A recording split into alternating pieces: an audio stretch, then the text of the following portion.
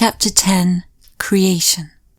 I am God, declaring the end from the beginning, and from ancient times, things that are not yet done.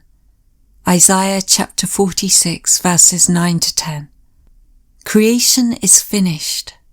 Creativeness is only a deeper receptiveness for the entire contents of all time and all space, while experienced in a time sequence, actually coexist in an infinite and eternal now.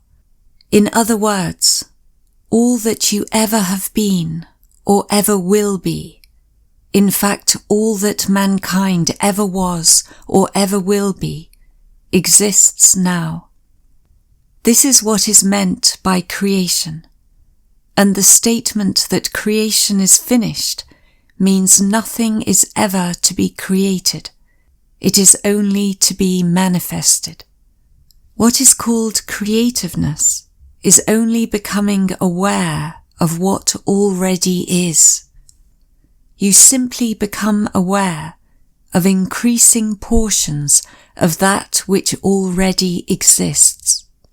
The fact that you can never be anything that you are not already, or experience anything not already existing, explains the experience of having an acute feeling of having heard before what is being said, or having met before the person being met for the first time, or having seen before a place or thing being seen for the first time.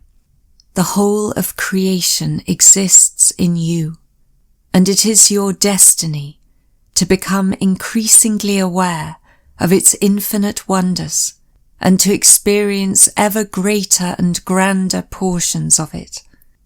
If creation is finished, and all events are taking place now, the question that springs naturally to the mind is, what determines your time track?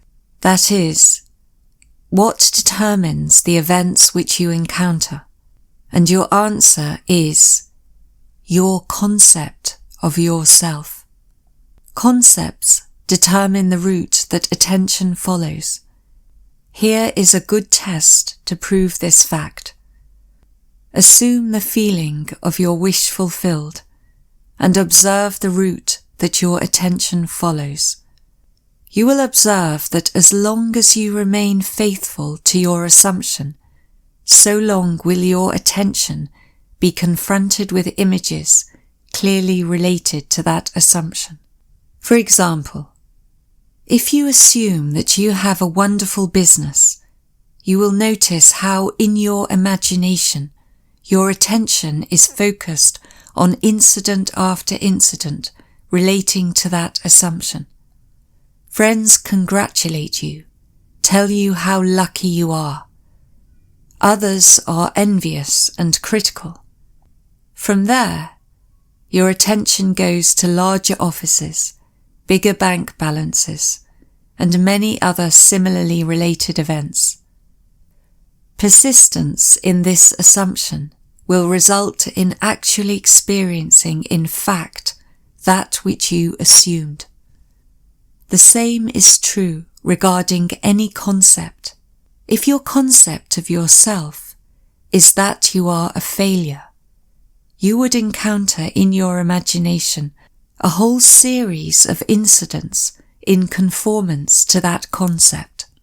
Thus, it is clearly seen how you, by your concept of yourself, determine your present, that is, the particular portion of creation which you now experience, and your future, that is, the particular portion of creation which you will experience.